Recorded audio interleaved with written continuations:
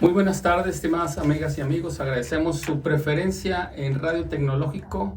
Transmitimos en el 100.1 de FM y en Facebook estamos como xhins.fm, en internet xhins.com.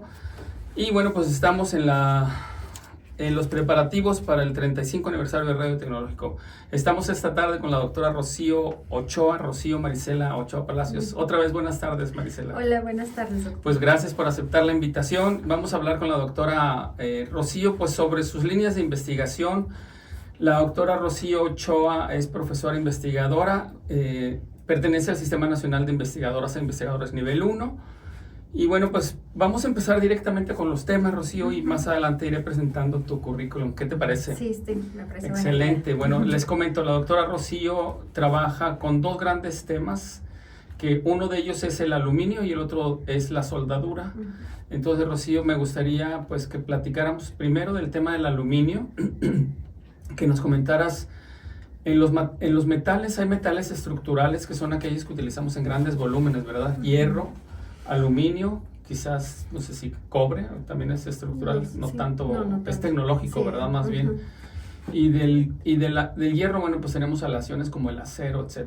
Y del aluminio, pues que nos comentaras qué retos hay para la producción primaria, cómo se produce el aluminio, dónde hay mayor producción a nivel mundial, en México, cómo lo adquirimos y cómo lo usamos. Ajá.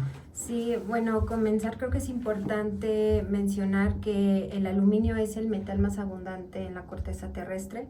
Él se obtiene a partir de un mineral que se llama bauxita, es un óxido de aluminio y este tiene dos tratamientos básicos e importantes, que digamos que es de donde se obtienen las aleaciones primarias, que es de aluminio puro. Los dos procesos que se utilizan es el proceso Bayer, que es el que transforma la bauxita, el mineral bauxita, ya en alúmina. Y el segundo proceso que va continuo es el Haro-Herold, mediante un sistema de electrólisis hace la separación del oxígeno con el aluminio. Por ser electrólisis requiere de mucho energía, exactamente. Entonces, sí, digamos que el aluminio primario genera mucha contaminación, muchos gases de CO2 y también utiliza muchísima energía eléctrica. Para la reducción se utiliza también carbón. ¿Qué gases reductores se usan? Sí, es que son los electrodos que se utilizan para hacer la disociación del aluminio con el oxígeno. Este es un metal pues altamente estable, entonces requiere de grandes energías para poder separarlo. Muy parecido a lo que es la hematita para el hierro, que también es un óxido de hierro, también se hace acá en una separación de oxígeno con aluminio, pero el proceso no debe de ser el mismo. O sea, acá es mediante electrólisis, la cual pues acá parte del carbono, que también se requiere en las aleaciones de hierro, también requiere energía eléctrica para la disociación de ¿Y en México producimos aluminio primario? No, en México no se tiene yacimientos de bauxita. Estos yacimientos principalmente se encuentran en países como China, India, Brasil también tiene. México no tiene yacimientos de bauxita, por lo que no somos productores de aluminio primario, sino que la industria del aluminio se basa en la recuperación de aleaciones de aluminio que ya han tenido un historial de aplicación y que hoy es chatarra. Entonces, aquí en México lo que se hace es recuperar ese aluminio de diferentes sectores como el transporte, la alimenticia, la estructural o de construcción, y se refunde y muchas veces se manda a otros países, especialmente Estados Unidos, para una refinación. ¿Qué sería el ajuste químico? El ajuste químico, exactamente, porque pues hablamos de aluminio, pero son muchas aleaciones de aluminio. Se tienen dos clasificaciones básicas, que son aleaciones de forja o de conformado, que son todas aquellas aleaciones que permite que el aluminio se pueda embutir, laminar, extruir. De ahí vienen pues muchos perfiles que vemos en las construcciones, piezas automotrices, de estructura, alambre, el papel de aluminio, las latas de aluminio, vienen a partir de esa clasificación. Y hay otra que se llama las aleaciones de fundición, que esas se hace mediante un sistema de llenado, un molde, la estructura, la morfología de la pieza que se está requiriendo, y esa es su aplicación. Principalmente pues es el transporte. Y por ejemplo, tenemos nosotros aluminio de fundición, ¿ese después lo pudiéramos reciclar para el primer proceso? Sí se puede reciclar, de hecho es uno de los retos importantes que hoy se tienen, porque China dice que ya no va a explotar sus minas de bauxita. O sea, de hecho ya en la literatura actual está que 2025 ya fue un parteaguas donde ya bajan el proceso para la obtención de aluminio primario y que va en avance el aluminio secundario. China, por ser el primer productor, pues es el que provee a todos los países principalmente de este material, y hoy en día dice pues hasta determinado tiempo, porque nada más va a ser para mí, y también lo que vayamos haciendo recolectando el secundario para darnos pues las aplicaciones que se está requiriendo. Una de las aplicaciones más importantes y digamos de mayor demanda de las aleaciones de aluminio son las del transporte. Y también hoy en día existe en el estado del arte preocupación y ya trabajo en qué se va a hacer al respecto. Hemos leído algunos artículos donde empresas automotrices, dicen vamos a destartalar nuestros propios automóviles y qué piezas podemos recuperar al 100%. ¿Qué partes llevan aluminio en los automóviles o digamos camiones? Que principalmente, y digamos que son las piezas más fáciles de adquirir, pues son como los rines, monoblocks, pistones, hay algunas bielas en algunos casos, pero también hay las estructuras de la carrocería, para las puertas, para el cofre. Fue fundamental el aluminio para bajar el peso de los automóviles. Ajá. Sí, ahorita está una situación contradictoria porque, digamos, a nivel mundial la industria automotriz se ha comprometido a bajar las emisiones del CO2 y para eso está buscando bajar la densidad o el peso del automóvil, y para eso está volteando mucho a las aleaciones de aluminio. Pero que también en contraste está lo que dice China, que ya no va a haber aluminio primario, que con lo que se tenga, pues recuperen y otra vez a fabricar aleaciones. Va a haber una demanda grandísima. Va a haber una demanda grande. Digo, va a ser una oportunidad para India y Brasil u otros exportadores, sí. Pero mientras tanto se ajusta el mercado, puede haber complicaciones. Sí, y más que los automóviles eléctricos también están requiriendo más de esta... ¿La batería las carcasas de baterías son de aluminio? No, las carcasas de aluminio. A pesar de que también el aluminio es un muy buen conductor eléctrico y térmico, no tengo información de que se esté utilizando en las carcasas, ahorita sí de manera general. Sí. Pero también es una situación compleja. Entonces, bueno, ¿cuál es el reto más importante? Pues primero la recuperación, y luego la selección de las diferentes aleaciones, porque se ha encontrado hasta 26 diferentes aleaciones en un solo automóvil de una sola marca. Entonces, ¿de aluminio? Sí, 26 en un solo automóvil. Sí, entonces no es como, vamos a destartalar el auto, la camioneta que me hicieron en ese estudio y a ver, esta pieza vuelve a hacer con esta aleación. No, están todas en un solo proceso de selección y no encuentran pues cuál es una y cuál es otra. Y otra complicación muy importante es que muchas veces el hierro se confunde, por ejemplo el que es de inoxidable o que está galvanizado, que tiene la coloración del aluminio. Entonces el hierro que está entrando por impureza también está afectando. La literatura dice que el aluminio es 100% reciclable, que tiene sus propiedades físicas, químicas intactas. Sin embargo, ya para los procesos, cuando en solución sólida, en la aleación hay contenidos de hierro por encima del 0.15%, ni siquiera es tanto, pero ya afecta en la conformabilidad, afecta en aparición de fases que puede ser iniciadores de grietas, tanto para las aleaciones de conformado como para las aleaciones de fundición. Entonces sí está siendo un reto importante. ¿Cuáles serían las aleaciones más usadas en mayor volumen? Sí. ¿Qué llevan? Sí, por ejemplo, aquí en la industria está mucho lo de la fundición de aluminio, que utilizan sobre todo lo que son las aleaciones aluminio-silicio. El silicio tiene, digamos que le aporta al aluminio que sea colable, o sea, que pueda llenar todos los espacios del molde, porque hay moldes muy complicados. Sí. Entonces, esa es una de las aleaciones de conformado que las que más se aplican. ¿En qué porcentaje se usa el silicio?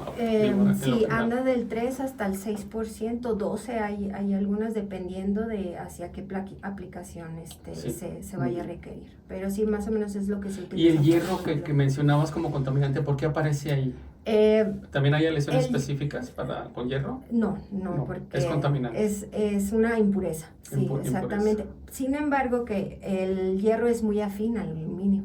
Entonces sí, es muy afín, pero no es soluble. Entonces donde aparecen fases muy duras que pues son iniciadores por su morfología, son iniciadores de grieta ya en aplicación. Bueno, la idea que tenía yo era al final ir a tus publicaciones, pero recuerdo que tienes publicaciones con aluminio, magnesio, zinc, algo así. Sí, esa es una de conformado y es de las que más análisis, digamos, del estudio se tiene, porque son las de mayor resistencia en cuanto a competir con el acero en hacer aleaciones resistentes, ¿verdad? Porque lo que queremos es que, aunque sea un automóvil ligero, pues queremos que también tenga alta tenacidad, resistencia, porque también buscamos que en un impacto, bueno, los pasajeros no sean afectados, ¿verdad? Sí. Entonces, la aleación que más se utiliza actualmente para lo estructural es la aleación de conformado, que es una de las series 7000, que es aluminio zinc, pero también se le adiciona magnesio para incrementar aún más la resistencia, y cobre en algunas otras aleaciones. Cobre también. ¿Aproximadamente qué proporciones de magnesio, zinc? Sí, de zinc trae desde el 2 hasta el 8% las aleaciones, sí, magnesio del 2 al 4%, y cobre lo traen como un tercer elemento hasta el 2%. Eso es bastante. Sí, para poder aumentar la resistencia de estas aleaciones. Y en lo general, bueno, me adelanto porque tengo muchas preguntas. Tienes un trabajo de investigación también con aleaciones superplásticas que llevan plata, ¿verdad? Sí, este es un SINAC, pero también la literatura está confusa, bueno, eso también nos confunde porque como no es tan conocido las aleaciones de zinc, también se confunde con aluminio zinc, pero aquí la diferencia es que traen hasta el 30% de zinc. El aluminio zinc trae hasta el 8%, le comentaba. Ya. Entonces ya esta es una aleación. Si nos vamos por la teoría de metalurgia, pues la aleación es con el elemento que trae más con cantidad. Entonces esta es una aleación de zinc con aluminio. Por eso es SINAC. Pero en varias literaturas la muestran como aluminio zinc, o sea, no sé si para como reconocerlas mejor. Rocío, hay automóviles que tienen volantes y rines de magnesio. ¿Qué propiedades tienen estos piezas? Sí, compiten con las aleaciones de zinc, magnesio, sí. Okay. Pero el magnesio lo que hace es que también aumenta la resistencia con la producción de fases secundarias. O sea, aparte de que por soluto está incrementando el endurecimiento del aluminio, también tienen tratamientos térmicos como las del aluminio para poder mejorar aún más estas propiedades mecánicas. ¿Cuál es la diferencia entre el aluminio y el magnesio? La verdad es muy poco en densidad, o sea, no hay mucha diferencia. Yo no estoy tan conocida. Sí, claro, sí lo sé, pero me atreví a preguntarte porque veo que sí sabes un buen de piezas, de las piezas de automotrices.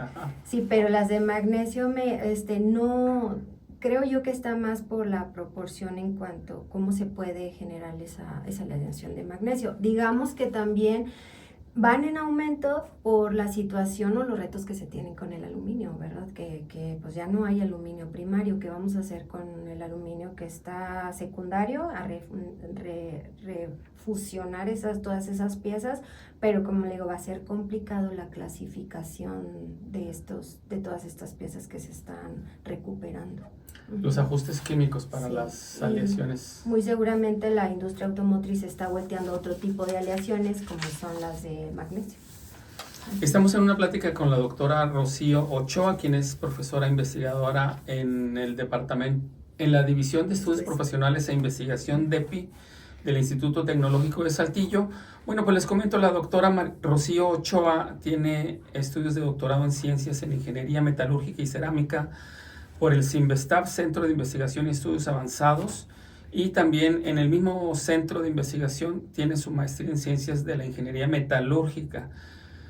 Ella es ingeniera en materiales en el Instituto Tecnológico de Saltillo, entonces como pueden ver, pues bueno, ella trabaja principalmente con aleaciones, con aluminio, también tiene experiencia en soldadura, un poquito más adelante hablaremos de soldadura. Y estamos, bueno, pues con el tema del aluminio, ¿cuáles son los retos que enfrentará México y el mundo muy pronto, verdad? Si finalmente China, que es el mayor productor y exportador de aluminio, pues cierra esa veta, sí, esa producción. ¿Cuáles son los caminos? Comentabas que una parte es la chatarra de automotrices o perfiles estructurales. ¿Qué otras vías hay de ingreso de aluminio secundario? Pues lo de alimenticio, el envasado, lo eléctrico no lo creo tanto porque yo creo que ya también tienen sus aplicaciones muy fundamentadas y muy seguramente si se va a recuperar, pues va a ser para esa industria, sí, inevitablemente. Sin embargo, hoy en día, pues el reto también es cómo vamos a hacernos de un espacio para la recuperación de todas estas piezas, porque estamos hablando de piezas automotrices de gran volumen. Sí. Hoy en día nosotros vemos que parte del sector empresarial ya no ve la basura como tal, ya es negocio, sí, ¿verdad?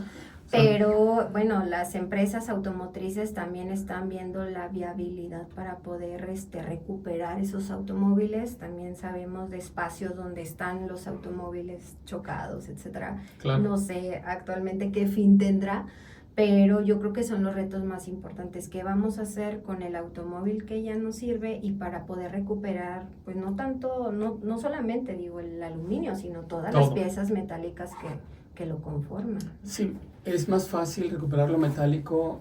Digamos que no hay limitantes ahorita con los polímeros, con los plásticos, ¿verdad? Porque la fracción del crudo de petróleo que se destina a la producción de plásticos pues es pequeña comparada con lo que se utiliza como combustibles, pero de los metales que de hecho tienen más reciclabilidad, sí, ¿verdad? Sí, es más fácil. ¿Qué empresas trabajan con aluminio aquí, Rocío? Aquí en Saltillo está la empresa, bueno, en Ramos JB, que es una empresa que también recupera o trabaja con aleaciones secundarias y hacen una refinación de diferentes elementos y ya pueden ahora comercializar esas aleaciones. Está la empresa Arcis, que es la que pues alrededor tiene 320,000 toneladas anuales de aleaciones que obtienen a partir de aluminio reciclado. Okay. Entonces, yo creo que aquí es importante que sí, o sea, México produce aluminio secundario, no a primario. Sin embargo, también lo que se está buscando pues es disminuir la contaminación ambiental, ¿verdad? Claro. Y el refinar quiere decir que eliminar elementos como el hierro, en algunas aleaciones no se requiere el magnesio, utilizan unos procesos donde el producto de reacción es un gas contaminante. Entonces, a lo que voy es que también refinar el aluminio secundario se vuelve contaminante. Sí.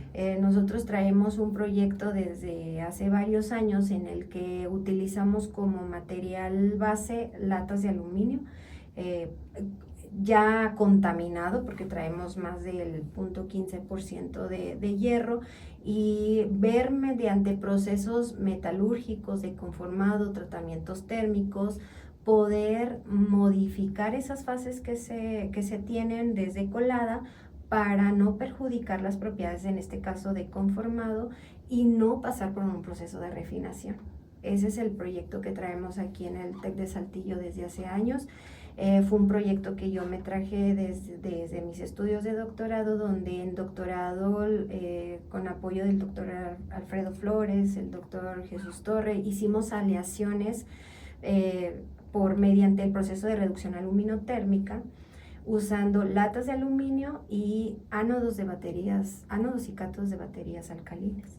O sea, ese fue un reto también al principio, también pensando en otro foco de contaminación muy grande, que son las pilas alcalinas.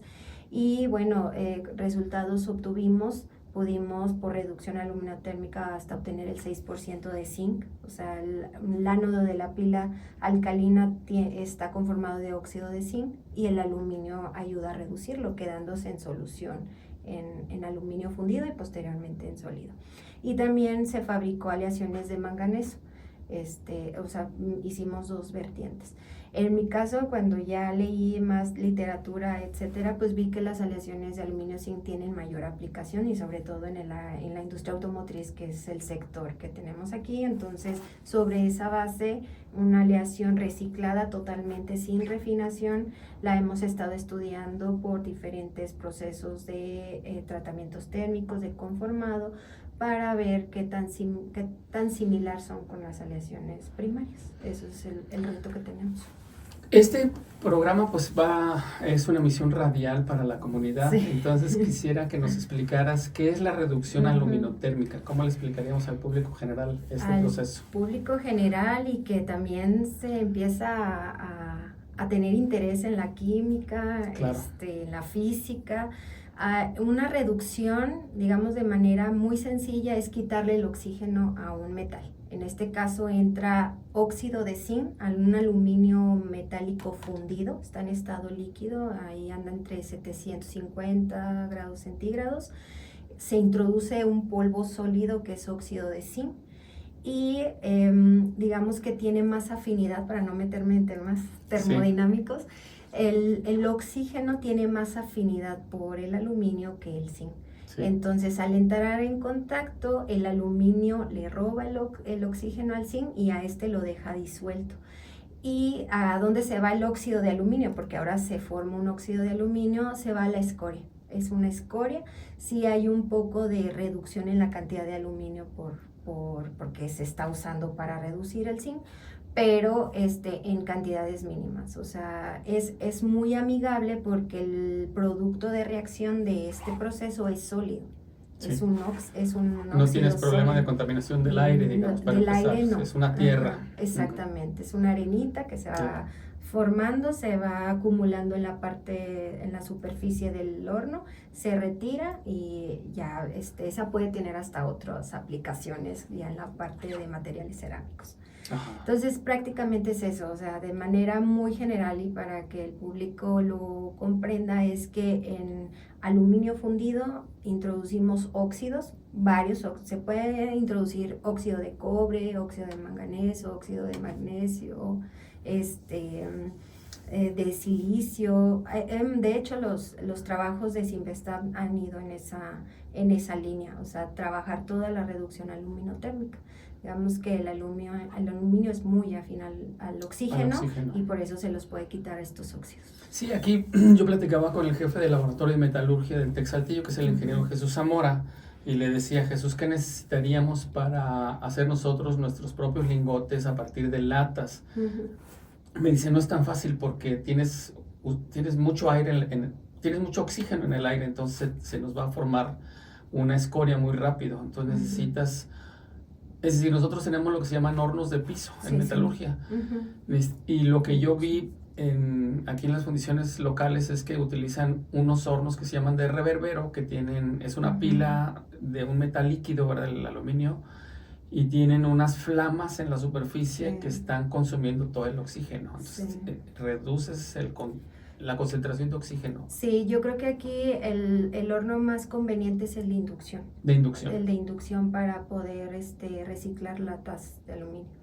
Sí, ese pudiera ser. Porque está cerrado, entonces. Porque está cerrado, es por una corriente eléctrica, calienta unos sensores dentro del horno y eso es lo que calienta en sí. Y como no es un metal que requiere altas temperaturas, o sea, 700 grados, claro. Es un, bueno, sí, el horno de piso que utiliza flama, hay mucho aire, Entonces, requeriría de algún espacio más reducido para que el oxígeno no se consumiera tanto. Pero también un horno de inducción es suficiente para hacer el reciclado de que tenemos hornos de inducción, sería ver el punto económico, a ver si es factible, si económicamente.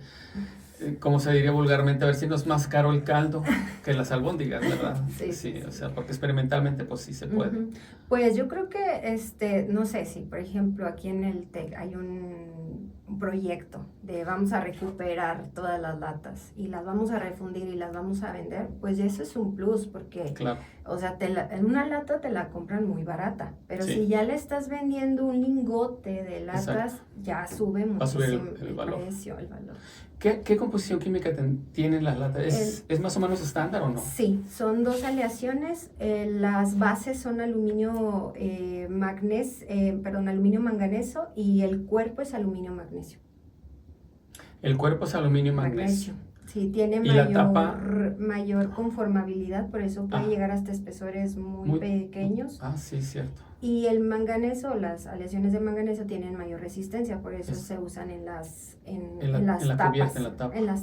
base y en la tapa. Y el arito es aluminio puro, por eso ese se vende que tiene más. Mucho valor, ¿verdad? Sí, tiene más valor. Si lo separamos. Bueno, podríamos empezar a separar los collarines esos para hacer los lingotes, ¿verdad? Sí. Sí. Pues qué interesante. De los... yo sé que una de las empresas que trabajó, de las primeras que yo me enteré que hacen monoblocks, es Nemak, pero Nemak en Santa Catarina, aquí también hacen partes de aluminio. Sí, también ¿verdad? En Nemak de aquí de Ramos Arizpe. De Ramos, son monoblocks. Son monoblocks, sí. Rocío, y del aluminio estructural, recuerdo pues de mis tiempos de licenciatura, hace un buen tiempo, una aleación que leí yo que prometía mucho, que era el Sinalco. ¿Todavía se fabrica esta aleación? ¿No lo conoces? Me hace que es el Sinac. Sinac. Sí está en auge, sobre todo también porque lo que se está solicitando en esas aleaciones es que tenga una alta conformabilidad para hacer una pieza completa de la estructura del automóvil. Es decir, que no se requieran de procesos secundarios como de unión por soldadura, remaches, de diferentes piezas. Entonces, están tratando ahorita todavía, digamos, de manera científica, tratar de tener una conformabilidad de hasta una plasticidad de hasta el 1000%. Hay algunas aleaciones de hasta el 1000%. Muy sí, plástico. Muy plástico. Eso es lo que llama superplástico. A eso se le llama, andan entre los 600% de deformación, 800 hasta 1200, pero ya son aleaciones muy específicas. Ahorita el estado del arte están aleaciones primarias, muy específicas con contenidos de los elementos puntuales. De hecho, ahorita todavía está mucho en análisis. Y si le subo un poco de cobre y si le adiciono circonio, o sea, está todavía mucho en experimental. Desarrollo. Pero aunado a esto están los tratamientos termomecánicos. O sea, no solamente la química, sino también el proceso. Son procesos de deformación muy lentos para que se pueda deformar de esa manera la aleación. Y lo que se busca es eso, o sea, poder disminuir en un determinado momento procesos secundarios de unión. Hacer una pieza completa. En las tecnologías de unión, ¿qué tan complicado es soldar el aluminio? Es complicado. De hecho, los procesos de arco son muy difíciles. Los que más se utilizan para la unión por soldadura son el láser. Es donde se ha tenido... La industria automotriz es la que más utiliza láser. Porque sí es muy complicado soldar aluminio. Sí. Todavía también hay muchos artículos referentes a eso, saber qué parámetro es el que más influye. ¿Y por fricción el steel welding? Ese es un método que ha estado desde hace varias décadas en auge, sobre todo viene de Alemania, el proceso de fricción por agitación. De hecho, hoy en día ya está ahí se diversificó ese proceso, pero también son actualmente los remaches los que se ven por puntos, o se llama soldadura por puntos, que anteriormente se le conocían como remaches, pero ahora se hace mediante también un proceso donde se agita un dado a la aleación o a la unión que se quiera hacer hasta cierta profundidad para poder unir las dos piezas, pero son por puntos.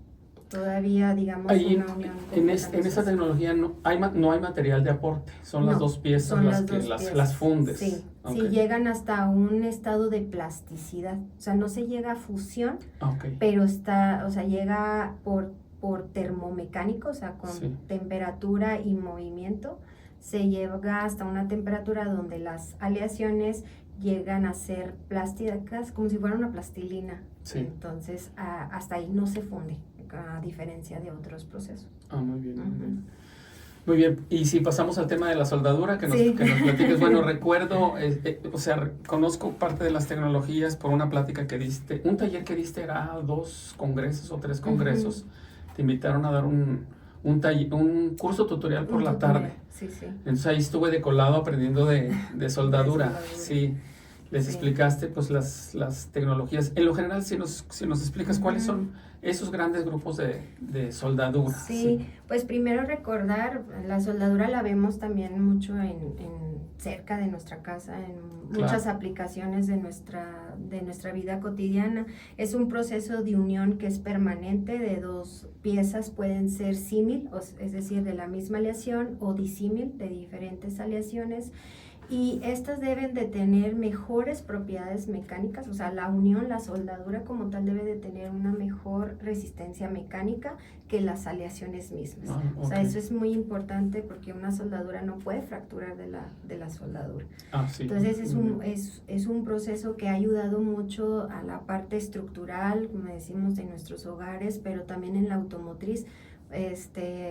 Actualmente se utiliza mucho para disminuir los defectos así superficiales que se alcanzan a observar. Utilizan la soldadura como de relleno. Rellenar y de refuerzo. Sí, cuando hay piezas que son fundidas y que no llega hasta el metal, o sea, en vez cuando no se llenó el molde, como mencionabas. Son poquito, o sea, una parte muy fina de que no se llenó completamente, pues en vez de rechazar esa pieza que es carísima, pues le hacen un proceso de soldadura para hacer el llenado. Entonces sí, también es un proceso que se utiliza también en la industria.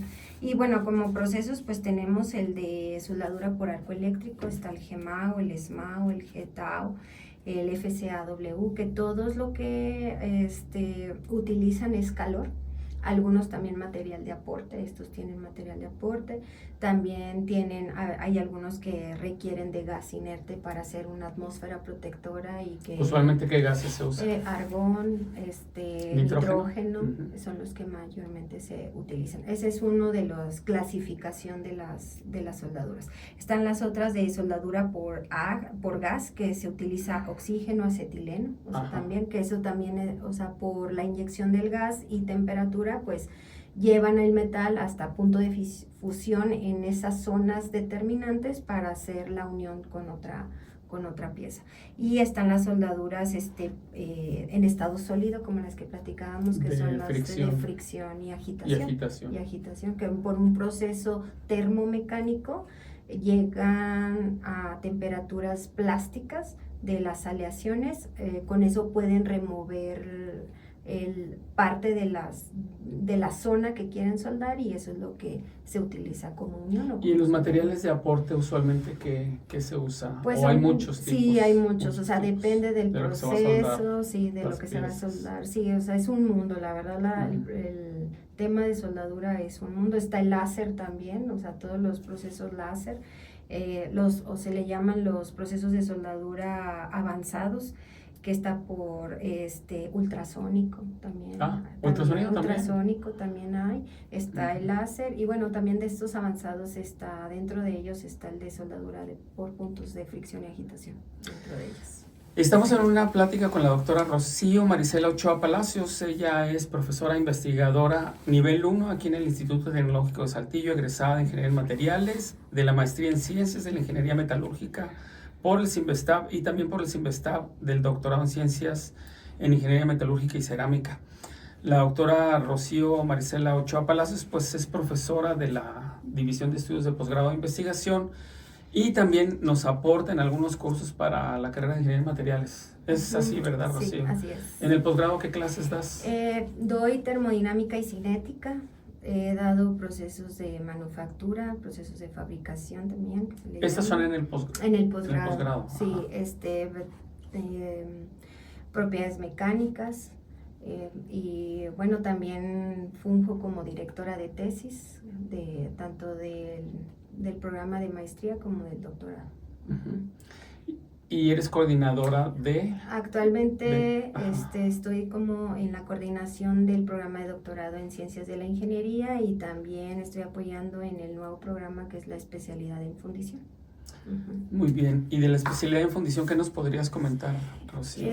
Es una especialidad, digamos que comenzada por dos grandes profesores de aquí y pues apoyada por la jefatura en su momento, sí. ¿verdad? Usted, el doctor José Luis Serrano Toledo, que es el que, digamos que actualmente, aunque es profesor de aquí, tiene mucha consultoría sí. en la parte industrial. Y yo creo que sí ha visualizado en contacto con la industria mucha falta de conocimiento de la materia. Entonces, de acuerdo a esa visión que tiene, pues ve que es necesaria una especialidad en fundición. Muchas de las empresas que están aquí en el sector es de esa área y ven que sí les faltan a sus empleados conocimientos al respecto para poder comunicarse mejor, observar las problemáticas que se tienen dentro de la industria, ver las soluciones desde otro punto de vista, etcétera, ¿no? Entonces fuimos invitados a participar en la propuesta de la especialidad. Fue un trabajo arduo, la verdad a mí nunca me había tocado dar de alta un programa de educativo de posgrado. Yo pues tengo 9 años aquí en la institución y ya llegué, digamos que con programas ya muy conformados, sí. Ya con un renombre como es la maestría en Ciencias de los Materiales y el doctorado en Ciencias de la Ingeniería. Entonces no sabía qué hay detrás de dar de alta un programa y ante el Tecnológico Nacional de México, ¿no? Entonces estuvimos apoyando ahí desde la visión, misión, etcétera. Y pues afortunadamente este año se nos dio luz verde por parte del Tecnológico Nacional de México en dar ya, permitir la inscripción de alumnos que entren a la especialidad de fundición. Y bueno, muchos de los programas están muy basados en los programas educativos de ingeniería. Son más específicos, son más amplios, pero la verdad la ingeniería en materiales es una muy buena base para esta especialidad. Sin embargo, quiero comentarles que actualmente tenemos estudiantes mecánicos, industriales, eléctricos, electrónicos que están entrando a la especialidad y tienen las bases para poder hacer este programa educativo. Digamos que sería suficiente una ingeniería cercana, no necesariamente que sean ingenieros metalúrgicos o de materiales. No es necesidad de que tengan una ingeniería en materiales o de metalurgia como tal. Sus bases de ingeniería son pues los principales conocimientos que requerimos para este programa, para poder entrar. Tú eres egresada de materiales, no eres metalúrgica, no, pero tuviste muchos profesores metalurgistas. Sí. Todavía yo soy especialista en fundición, o sea, estaba más de ajo y apenas estaban entrando los materiales avanzados. Sí, claro. Sí, bueno, pues aquí de lo que nos comenta Rocío, tuvimos el semestre pasado, en abril, una celebración de 50 años de la carrera de Ingeniería Metalúrgica y fuimos preguntando y fuimos encontrando todo ese capital humano, todas esas fortalezas que todavía están aquí. Una cosa que a mí me llamó mucho la atención cuando hicimos la perspectiva, ¿verdad? En su momento, de que uno de los primeros estudiantes de la primera generación sigue siendo maestro aquí, el ingeniero Jesús Benavente, que también va a participar en la especialidad, también ¿verdad? Está participando en la especialidad. Ajá. Entonces, pues bueno, son el ingeniero Benavente, el doctor José Luis Serrano y otros colegas, pues tienen décadas como consultores, como tecnólogos en la industria, ¿verdad? Entonces, creo que sí vamos a hacer una buena aportación al sector industrial en lo que nos toca. Rocío, de soldadura, ¿qué retos, qué proyectos traes? ¿Qué más hay que decir? Soldadura es un mundo, ¿verdad?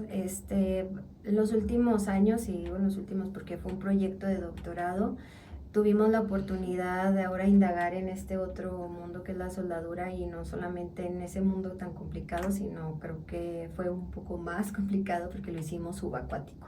Sí. Este proceso, bueno, sobre todo tiene hacia aplicaciones marítimas, petroleras, ¿verdad? Y a lo mejor mucho de la audiencia va a pensar que por qué nosotros acá que no tenemos mar estamos estudiando este proceso. Pues la justificación es que hay muy poco análisis al respecto. El país que digamos que tiene más estudios sobre esto es Brasil. Y bueno, nos hacen la invitación a un proyecto como sacamos varias tesis de licenciatura, una tesis de doctorado que fue finalizada en el mes de diciembre y a cargo del doctor hoy, el doctor Luis Antonio Guía Hernández, y varios muchachos que le apoyaron en la parte de caracterización, de análisis, de un poco de su tesis, y con eso se titularon de licenciatura. No me quiero pasar nombres, ¿verdad? Pero recuerdo a Tsiri, a Sebastián, a Alexandro, que les gustó el tema. Sí.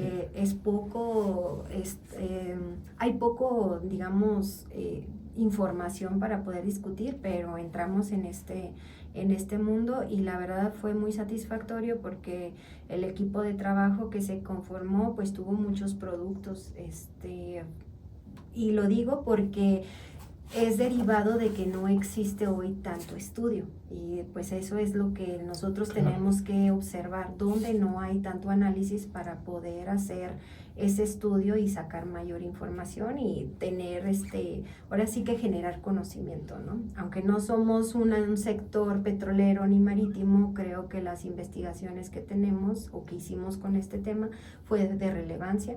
De hecho, así que se tuvieron el doctor Luis Antonio tuvo hasta 7 artículos publicados de su tema de tesis, participó en diferentes congresos, participamos en diferentes congresos, y también por la índole, pues ganó una de las becas de COECID, son 10 becas que se da a nivel estatal, y él fue un galardonado. Solo 10 a nivel Coahuila. Solo 10 a nivel Coahuila, se le dio una beca para tesis terminal.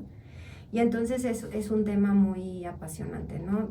Estudiamos los efectos que tienen diferentes parámetros como es voltaje, la velocidad de alimentación, ¿qué más? La velocidad de avance, un ZAW, que a lo mejor es un espacio que se deja entre la antorcha y la pieza que se está soldando. Hicimos dos diseños de experimento, uno con 17 ensayos, otro con 11, pero con eso sacamos mucha información, aunado con ciencia de datos, que es lo nuevo también. Rocío, ¿y trabajaste con algún otro centro de investigación? ¿O con profesores, investigadores de otras instituciones? No, este proyecto en particular estuvimos asociados con la empresa CAS, que ahí está el maestro Luis y la doctora Patricia Costa. O sea, fue un proyecto que lo hicimos con ellos. Con otro centro de investigación no tuvimos ninguno. Es importante destacar que fue uno de el prototipo del equipo, es uno de el único que se tenía en México en ese momento, y pues le repito, es porque pues hay poco estudio, pero ya viendo todos los resultados que obtuvimos, pues hay gente que se ha sumado con este tema. Coméntanos del capítulo de estudiantes. Sí, Con esto de soldadura, yo creo que al saber que yo estaba trabajando este tema, me hicieron la invitación hace algunos años a formar parte como asesora facultativa del nuevo capítulo estudiantil, creo que es de los más nuevos, ¿verdad? Sí. Aquí en el TEC no tenemos como tal una especialidad en soldadura, pero creemos que pues es un tema muy importante, ¿no? Entonces es un capítulo que es multifacético, lo puedo decir así, porque no solamente acepta estudiantes de materiales, eso es importante, sino que también tenemos muchachos mecatrónicos, industriales, o sea, la conformación, mecánicos, los mecánicos, sí. Estamos haciendo que sea un capítulo multifacético con todas las carreras, porque realmente es un proceso que requiere de todos los conocimientos de ingeniería, no solamente de materiales. Entonces, con este capítulo hemos tenido ya varias generaciones. La verdad que a veces uno piensa que no pasa el tiempo, pero ya cuando recordamos decimos, no, sí, ya pasó el tiempo. Hemos tenido oportunidad de hacer cursos teóricos prácticos de soldadura, cursos de preparación metalográfica en piezas de unión, visitas a la industria como Martin Rea, que nos ha abierto varias veces las puertas, Sinvestat, Innova Bienestar también nos han abierto las puertas. Los muchachos tienen otras más actividades, pero digamos que enfocados a la soldadura, pues sí se han enfocado mucho a ver temas de este tema afín. Ya vamos por la 3ª edición del seminario de soldadura y bueno, muy contentos, sobre todo ahí los miembros de la mesa directiva, que fue un sueño desde hace varias generaciones tener un taller de soldadura, porque decían, pues tenemos un capítulo de soldadura que no solda, ¿no? Entonces ya se les hizo realidad este taller con mucho esfuerzo, ¿verdad? Por parte de ellos se han movido incansablemente para tener la máquina, también con apoyo como de usted, doctor, que les hizo la donación de una máquina. Ellos han buscado pues financiamiento para poder hacer de las mesas de trabajo, las mamparas, o sea, son cosas que se requieren por seguridad, sí, de los estudiantes. Y pues aquí el reto ahora es más cursos de soldadura. Ellos no lo están cerrando solamente para los miembros, la verdad que son muy abiertos para otros estudiantes de aquí del tecnológico que quieran aprender a soldar. Y bueno, ahorita estamos en eso, planeando qué tanto alcance podemos tener con este taller. Sí. Que sí. Pues tienes mucho trabajo, doctora. Sí. Y ya muchos resultados, afortunadamente. Afortunadamente. Bueno, pues para concluir, doctora, te pediría una última pregunta. ¿Qué le dirías a los chicos de bachillerato y prepa para convencerlos de que se vengan a estudiar aquí al TEC Saltillo, o bien a profesionistas que quieran hacer el posgrado?